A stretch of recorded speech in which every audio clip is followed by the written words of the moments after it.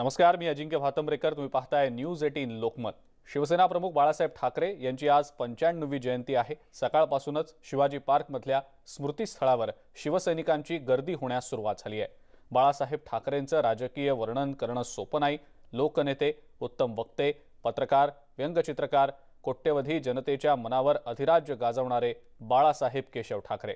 तसं बघायला गेलं तर त्यांच्या हयातीत त्यांचा पक्ष केवळ 4च वर्ष सत्तेत होता, पण त्यांच्यासारखे नेते हे ना सत्तेला मुताद असतात, ना त्यांची लोकप्रियता कुठल्या अधिकृत पदावर अवलंबून असते. सामान्यातल्या सामान्य माणसाशी बाळासाहेब अगदी लगेचच कनेक्ट होत होते. विरोधकांवर खमंग भाषेत टीका करणं असो किंवा नेत्यांची नक्कल करणं असो किंवा शाल खांद्यावर टाकण्याची ती वेगळीच लकब असो किंवा तलवारीची धार असलेला तो आवाज असो, बाळासाहेबांचा लहेजा वेगळाच होता. त्यांचं निधन होऊन आता 8 वर्ष झाली, पण महाराष्ट्राच्या राजकारणावर आणि महाराष्ट्रीय माणसाच्या मनावर त्यांचं गारूड तसूभर सुद्धा कमी झालेलं नाही.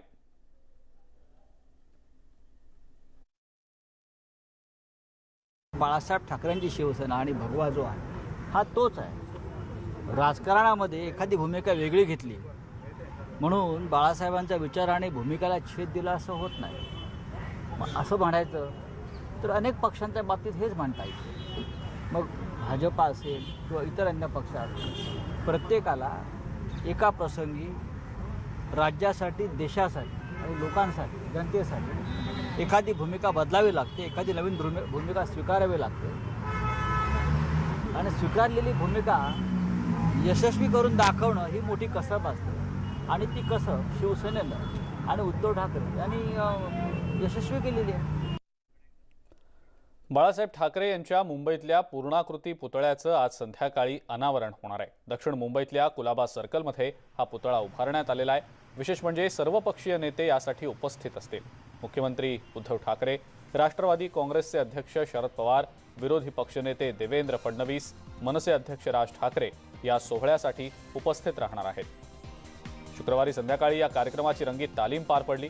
शिवसेनेचे ज्येष्ठ नेते सुभाष देसाई यावेळी उपस्थित होते. पुतळा आहे त्याचं अनावरण होईल आणि जे निमंत्रण पत्रिकेमध्ये आमंत्रित आहेत ते सगळे आतमध्ये असतील. VIP एक दालन केलेलं आहे, VIP दालन केलेलं आहे, फॅमिलीचं एक दालन आहे, त्याच्यानंतर सगळ्या नागरिकांसाठी एक संपूर्ण परिसर आहे. त्यामुळे ते अतिशय शांततेत आणि कोविड-19ची काळजी घेऊन, करोनाच्या असलेल्या याची काळजी घेऊन तो कार्यक्रम होणार. पुढची एक महत्त्वाची बातमी बघूया. ग्रामपंचायत निवडणुकीत महाविकास आघाडीला धोबीपछाड दिल्यानंतर आता भाजपानं आगामी मुंबई महानगरपालिकेच्या निवडणुकीसाठी कंबर कसलेली आहे. आणि यासाठी भाजपा मनसेची साथ घेतय की काय असा प्रश्न आता उपस्थित होऊ लागलाय. याचं महत्त्वाचं कारण म्हणजे देवेंद्र फडणवीस यांचे निकटवर्तीय असलेले प्रसाद लाड यांनी आज राज ठाकरेंची भेट घेतली आहे. याचं कारण लाड यांनी प्रकृतीची विचारपूस हे जरी सांगितलेलं असलं तरी राजकारणात सगळं काही दिसतं तसं नसतं. लाड बाहेर पडल्यावर जेव्हा त्यांना आमच्या प्रतिनिधींनी संभाव्य भाजपा मनसे युतीबाबत विचारलं तेव्हा ते खळखळून हसले आणि योग्य वेळी सगळी उत्तरं देऊ असं सूचक उत्तर देऊन गेले. आता या हसण्याचा काय अर्थ काढायचा हे काही सुजाण प्रेक्षकांना वेगळं सांगण्याची आवश्यकता नाही. भारतीय जनता पार्टीने निश्चय केला आहे की भाजपाचा झेंडा हा महापालिकेवर फडकणार. शिवसेनेच्या जी सत्ता परंपरागत आहे ती आम्ही काढून घेणार. त्याच्यासाठी जे योग्य आमच्या बरोबर लोक येतील त्यांना बरोबर घेऊन आम्ही जाणार.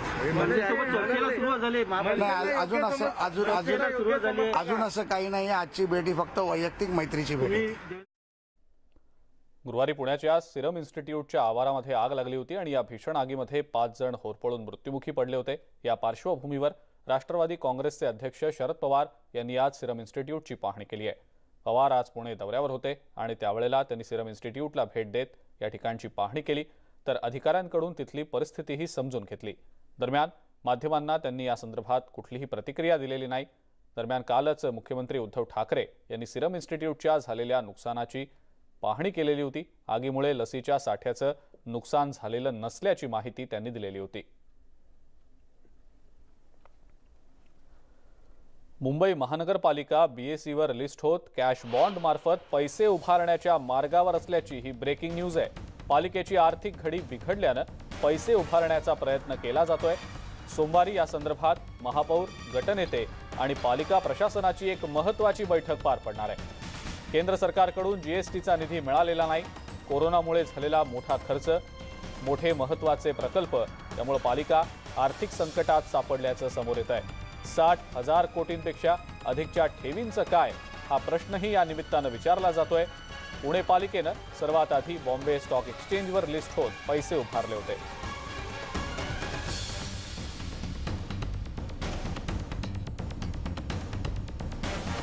अजून गटनेते आणि महापौर म्हणून आमच्या समोर ते यायला अजून 2-3 दिवस लागेल आणि त्याच्यामध्ये मग काही सूचना असतील तर त्या निश्चित आम्ही करू प्रशासनाला, पण ते यायचं आहे माझ्याकडे। आपल्याकडे जगामध्ये जे नाही ते महापालिकेकडे आहे।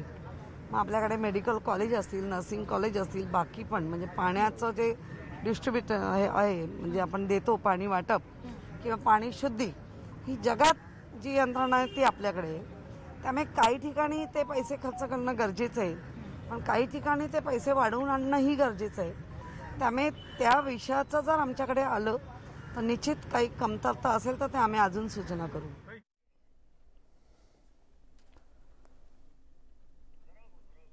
कॅश बॉन्डमधनं आता पालिका पैसे उभारणार असल्याचं दिसतं आहे। बीएसीवर म्हणजेच बॉम्बे स्टॉक एक्सचेंजवर पालिका लिस्ट होते की काय, अशी सध्या परिस्थिती निर्माण झालेली आहे आणि या संदर्भातली एक महत्त्वाची बैठक सोमवारी पार पडणार आहे।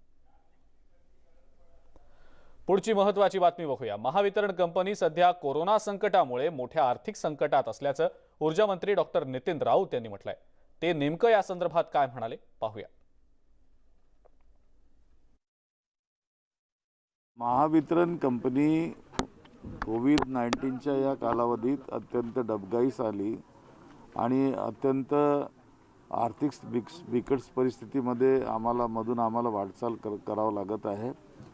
अनेक बाबींसाठी आम्हाला कर्ज घ्यावं लागतं आणि जे जनरेशन कंपन्या आहेत ज्यांच्याकडून आम्ही वीज घेत असतो त्यांनासुद्धा आमच्या पैशाची चुकारे द्यावे लागतात। त्यामुळं आता ते काम आम्हाला पुन्हा करायचं आहे। त्यातून सावरून महावितरणला कसं चांगलं करता येईल तो प्रयत्न आमचा चालला आहे। वसुली झाली आहे काय? जवळपास 63% वर वसुली झाली। उर्वरित वसुलीचे आदेश त्या ठिकाणी दिलेले आहेत। आता तुम्ही कोणताही गुन्हा न करता सुद्धा कारागृहात जाऊ शकता। ठाकरे सरकारच्या गृह खात्यानं तशी सुविधाच उपलब्ध करून दिलेली आहे। आश्चर्य वाटून घेऊ नका, कारण राज्यामध्ये पहिल्यांदाच कारागृह पर्यटनाचा उपक्रम राबवला जातोय। नागपूरमध्ये आयोजित केलेल्या पत्रकार परिषदेत राज्याचे गृहमंत्री अनिल देशमुख यांनी या उपक्रमाची घोषणा केलेली आहे। अशा प्रकारचा उपक्रम भारतात पहिल्यांदाच राबवला जात असल्याचा दावा देशमुख यांनी केलेला आहे। राज्याचे मुख्यमंत्री उद्धव ठाकरे आणि उपमुख्यमंत्री अजित पवार यांच्या हस्ते 26 जानेवारीला येरवडा तुरुंगात कारागृह पर्यटनाची सुरुवात केली जाणार आहे। येरवडा जेलमध्ये आम्ही जेल टुरिझम म्हणजे जेल पर्यटन याची सुरुवात 26 जानेवारीला महाराष्ट्राचे मुख्यमंत्री उद्धवजी ठाकरे आणि महाराष्ट्राचे उपमुख्यमंत्री अजितदादा पवार यांच्या हस्ते 26 जानेवारीला दुपारी 12 वाजता आम्ही येरवडा जेलमध्ये जेल पर्यटनाची सुरुवात करणार आहे। आणि त्यानिमित्तानं जे शाळेतील विद्यार्थी आहेत, कॉलेजातील विद्यार्थी आहेत, बाकी इतिहासामध्ये जे संशोधन करणारे अनेक संशोधनकार आहेत किंवा आम जनता आहे, यांना जर जेलमध्ये जायचं असेल त्या पद्धतीनं भारतामध्ये पहिल्यांदा अशा पद्धतीचा उपक्रम आमच्या खात्याच्या माध्यमातून आम्ही चालू करतोय।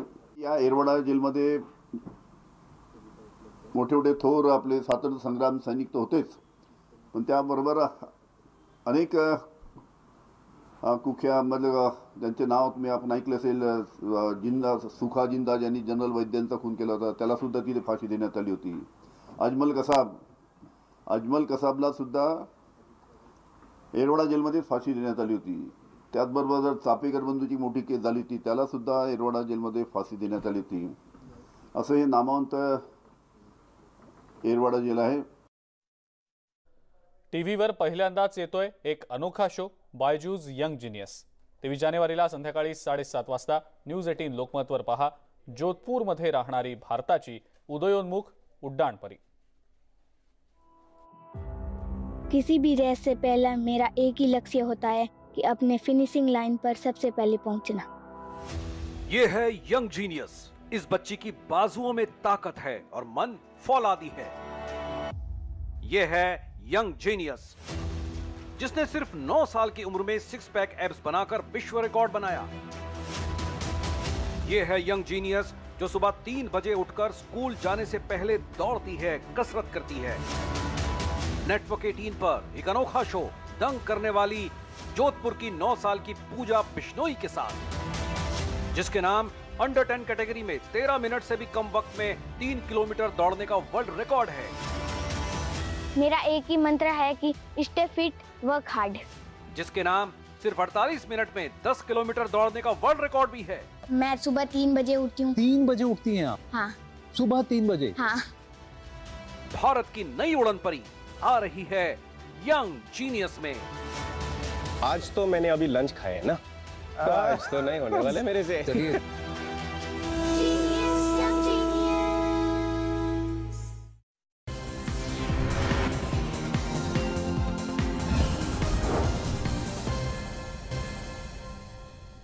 ब्रेक नंतर आपल्या सगळ्यांचं पुन्हा एकदा स्वागत. पुढची ब्रेकिंग न्यूज आपण बघणार आहोत. मुलीच होतात, मुलगा का होत नाही म्हणून डॉक्टर पतीनं 4 महिन्याच्या तान्ह्या मुलीसह पत्नीला रॉकेल ओतून जिवंत पेटवून देण्याचा प्रयत्न केल्याची धक्कादायक घटना बीड जिल्ह्यातल्या सारूळ इथं घडलेली आहे.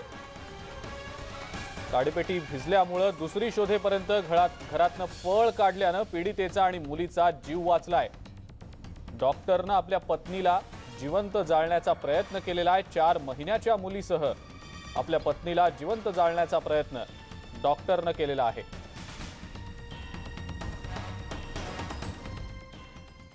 खूपच त्रास देत आहे. माझी 3 महिन्याची मुलगी सध्या त्याच्या पैशी आहे. त्या मुलीला तो म्हणत आहे मी अवधार टाकून काय करत, तिचं जर झालं तर मग मी काय करायचं.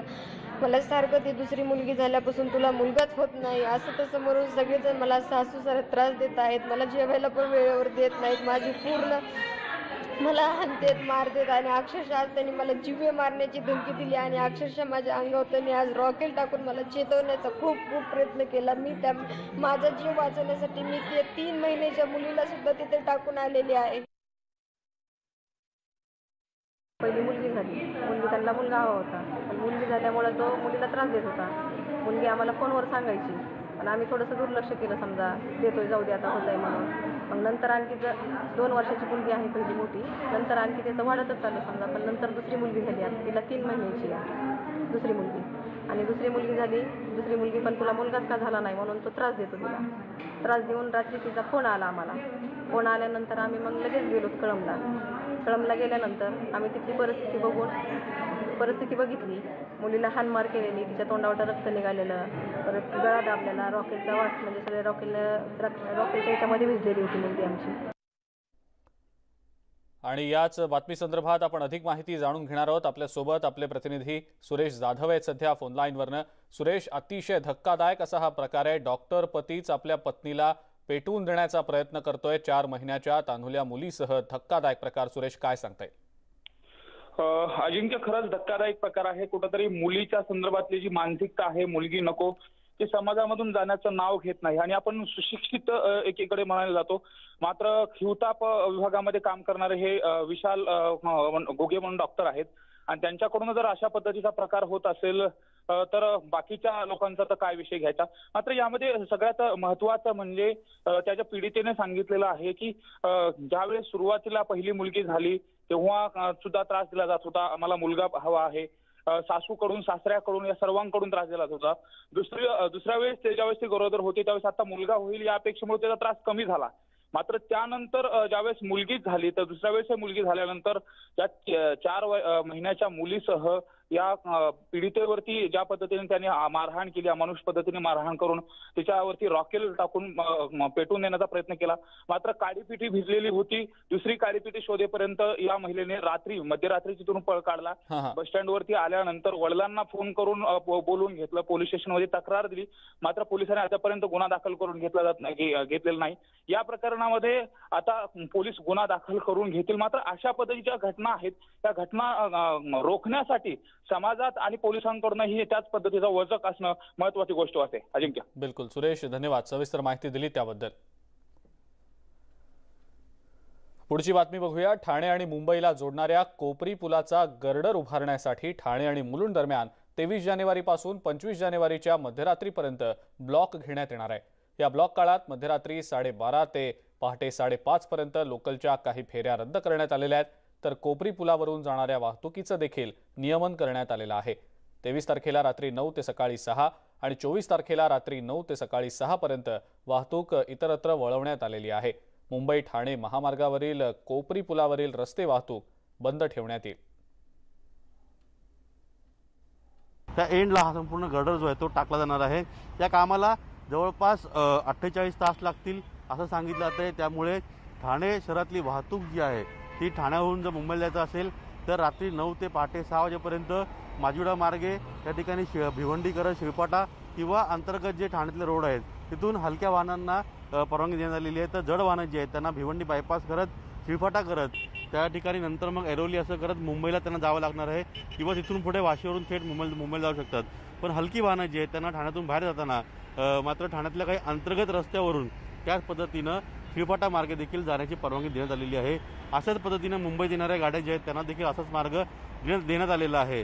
हा जो गर्डर आहे तो गर्डर टाकल्यानंतर साधारणपणे महिन्याभरात या उड्डाणपुलावरची वाहतूक जी आहे ती सुरळीत होईल. त्यामुळे ठाण्याहून मुंबई दिशेने जाताना 4 ते 8 पदरी रोड, त्याच पद्धतीनं मुंबईवरून ठाणे दिशेने येताना 4 ते 8 पदरी रोड आहे आणि इथं एकदम नॅरो ब्रिज होतो. त्यामुळे मोठ्या प्रमाणात वाहतूक कोंडी होते आणि वाहतूक कोंडी पुढे 3 रत्नागिरीपासून ते पुढे घोडबंदरपर्यंत वाढत जाते. तसंच इथं मुलुंडच्या जो टोल नाका आहे त्या टोल नाक्यापर्यंत ही संपूर्ण जी वाहतूक कोंडी ती वाढत जाते. त्या वाहतूक कोंडीतून कुठेतरी हे जे इथे ठाणेकर आहेत किंवा मुंबईकर आहेत ह्या उड्डाणपुलावरून प्रवास करतात त्यांना दिलासा मिळणार आहे. पण आणखीन काही दिवस त्यांना सोसावी लागणार आहे. हे गर्डरचं काम पूर्ण झाल्यानंतर महिन्याभरात या उड्डाणपुलावरून नॉर्मल वाहतूक जी आहे ती सुरू करण्यात येणार आहे. पुढे जर्नलिस्ट बाळकृष्ण शेट्टीसह अजित मांढरे, न्यूज 18 लोकमत, ठाणे. पिंपरी चिंचवडचे पोलीस आयुक्त कृष्णा प्रकाश यांना आयर्न मॅन किताब पटकवल्याबद्दल त्यांचं अभिनंदन होत आहे. 1997च्या बॅचमधून ते महाराष्ट्र पोलीस दलात सामील झाले आणि आता त्यांची ओळख एक कणखर अधिकारी म्हणून राज्यभर पसरली आहे. त्यांच्या कार्य आणि फिटनेसची दखल घेत वर्ल्ड बुक ऑफ रेकॉर्ड लंडनच्या प्रतिनिधींनी स्वतः त्यांच्या कार्यालयात येऊन त्यांना हा सन्मान प्रदान केला आहे, ज्यामुळे महाराष्ट्र पोलीस दलाची मान उंचावली आहे. विशेष म्हणजे आयर्न मॅन किताब पटकवणारे ते पहिले भारतीय सनदी अधिकारी ठरलेले आहेत. त्यांचा आयर्न मॅन होण्याचा प्रवास नेमका कसा सुरू झाला याबाबत त्यांना आम्ही विचारलं तेव्हा त्यांनी दिलेलं उत्तर हे थक्क करणारं होतं. कुख्यात डाकू वीरप्पनच्या मृतदेहाचा शवविच्छेदन अहवाल वाचून आपण आयर्न मॅन बनण्याचा निर्णय घेतल्याचं त्यांनी सांगितलंय. मी निश्चय केले की मी आयर्न मॅन करणार आणि या आयर्न मॅनसाठी रजिस्ट्रेशन करून घेतले. माझ्याकडे फक्त 3 महिने होते आणि ह्या 3 महिन्यामध्ये मला क्लिट्सची सायकल शिकायचं होतं, मला ओपन वॉटर स्विमिंग शिकायचं होतं, फ्री स्टाईल शिकायचं होतं, स्विमिंगच्या स्पीड वाढवायचं होतं. त्यामुळे सकाळी 3 वाजेचं जागे व्हायचं, 9 वाजेपर्यंत प्रॅक्टिस करायचो, सराव करायचो. झोपडपट्टीत राहणाऱ्या नागरिकांना सकाळ संध्याकाळ पाण्यासाठी रांगेतच उभं राहावं लागतं असं आपल्याला वाटतं. कोणीही त्यांच्या अडचणींचा विचार करत नाही. NGO वॉटर एड संस्थेनं दिल्लीच्या झोपडपट्ट्यांमधलं हे चित्र पार बदलून टाकलंय. या संस्थेमुळे महिलांना त्यांच्या पाणी आणि स्वच्छतेच्या अधिकारांसाठी लढण्यास सशक्त बनवण्याची एक प्रकारे सुरुवातच करण्यात आलेली आहे.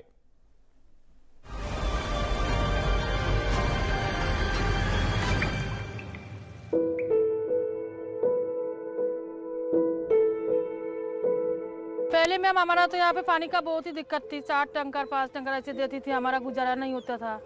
बच्चा का कपड़ा धोना, नहाना बहुत मुश्किल था। नहाना कभी कभी नहाती थी, कभी कभी नहाती थी नहीं। जब इस बस्ती को लिया, यहाँ पानी बिल्कुल नहीं था। एक बहुत बड़ी मीटिंग दिल्ली जल बोर्ड के साथ की, MLA साहब के साथ की, कुछ नहीं हो पाया। लेकिन उससे ऊपर श्री शीला दीक्षित जी उस वक्त अवेलेबल थी। उनके पास हम बस्ती के कुछ लोगों को लेकर गए और उन्होंने वहाँ से हमको ये कहा कि 2 से 4 टैंकर हो जाएंगे। 4 को 8 हमारे MLA नरेश यादव जी ने किया, जो कि इस वक्त यहाँ के विधायक हैं। अभी NGO ने जो हेल्प करी है हम लोगों की, उससे तो काफ़ी दिक्कतें मतलब कम हो गई है। तो उससे काफ़ी मतलब बदलाव आया है, काफ़ी डिफरेंस आए हैं चीज़ों में। तो हम लोग यहाँ पे काफ़ी एडजस्टमेंट करते हैं पानी से। जैसे सब्जियाँ धोते तो पानी हम लोग रख देते हैं कि हम लोग उससे एक बार गंदे बर्तन धो लेते, फिर उसके बाद अच्छे पानी से धो लेते हैं बर्तन को। पानी पहले लोगों को बहुत कम मिलता था, अब मिलता है उनकी आवश्यकता के अनुसार, अनुरूप है। लेकिन उसको अनुरूप करने के साथ साथ जब ये शौचालय बनवाई तो शौचालय के साथ एक बोर बनवाया। लोग उस बोर का भी पानी इस्तेमाल करते हैं। जो पानी उन्हें हाथ धोने में और टॉयलेट में ले जाने में या नहाने में अपने घर में इस्तेमाल कर, उसी पानी में इस्तेमाल करना पड़ता था, वही पानी आपको शौचालय में इस्तेमाल कर अपने अनुपात को बराबर कर इस बस्ती में पानी की अब कोई समस्या नहीं है।